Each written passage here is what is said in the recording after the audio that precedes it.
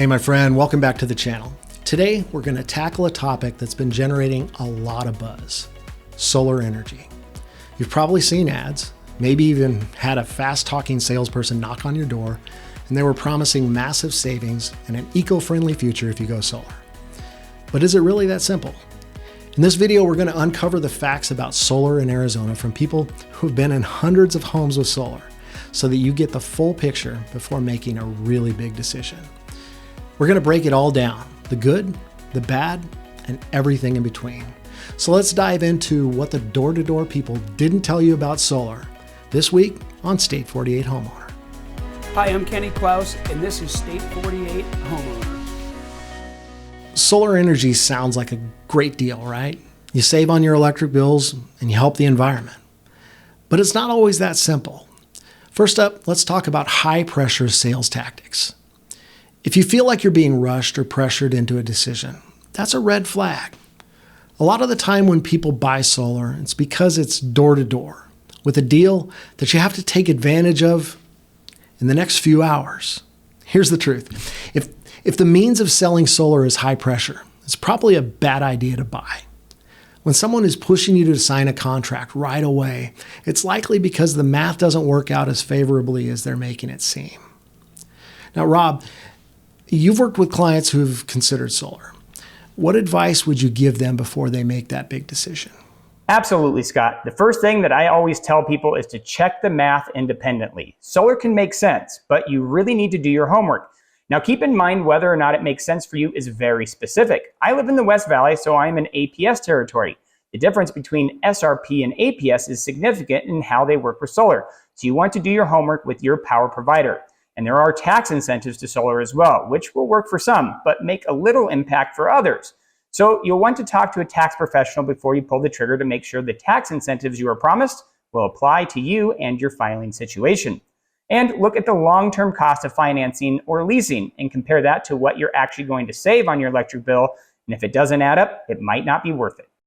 Speaking of costs, let's talk about the financing side of solar. This is something that a lot of people don't consider until they're in too deep. You want to pay attention to the terms, as some leases are variable and payments can adjust later in the loan. But one big thing to pay attention to: when you finance or lease your solar panels, you're adding debt to your home, and that could be a big problem when it's time to sell. Your leased solar panels can turn away some buyers. The buyers will need to financially qualify to take over those solar lease payments. For some, especially a first-time buyer, that could be prohibitive. Steve, from a financing standpoint, what have you seen when it comes to homes with solar leases? You know, it's tough, Scott. There actually was a buyer that we had last year. Home got under contract. It had a solar lease. And when we added that solar lease payment to their debt to income ratio for qualifying, it actually took them over and above. We could no longer get them qualified on that specific home. So it can be tough because we have to add that debt to their total payments for the housing. They did end up with another home. It just wasn't their first choice. So sellers, sometimes you limit your buyer pool by having a solar lease, and also check your language in the solar lease, because sometimes it can be variable and the payments escalate or go up by certain increments, which can make it even more difficult for specific buyers. Another thing people don't realize is that you don't own the equipment at the end of your solar lease. So after 20 or 30 years, you've either got to buy the 30-year-old solar panels or figure out what to do with them. And that's not exactly a win-win situation, especially if the technology has improved or the panels have degraded over time. And let's not forget about roof maintenance. Every roof needs work eventually, especially over 20 or 30 years. So with solar panels installed, that becomes a more expensive project. That's right, Rob. If you need to replace your roof, which you will eventually, you'll have to pay extra to have the solar company come out and remove the panels. And then once they're done with the roofing work, the solar company has to come back and reinstall them. And that can cost thousands of dollars. Not to mention, if the panels are old or if they get damaged, you might even need to get new ones. And that's not all. We've seen some cases where birds nest under the solar panels, causing damage to the roof. The extra heat and shade create a perfect environment for them, which can lead to long-term issues. Now, with all that said, solar isn't always a bad idea. If you're paying cash or using financing where the tax credits offset the cost, And if you plan to stay in your home long term, solar can make sense. The key is understanding the numbers and your situation. I asked Twyla if she had worked with clients who had success with solar. Yes, I've had clients that have paid cash for solar and been able to reap the benefits of it, especially with all this Arizona sun. However, they knew they were in it for the long haul. They weren't planning on selling their house. So they didn't have to worry about passing on payments or a lease to someone else. They were just able to reap the benefits of it.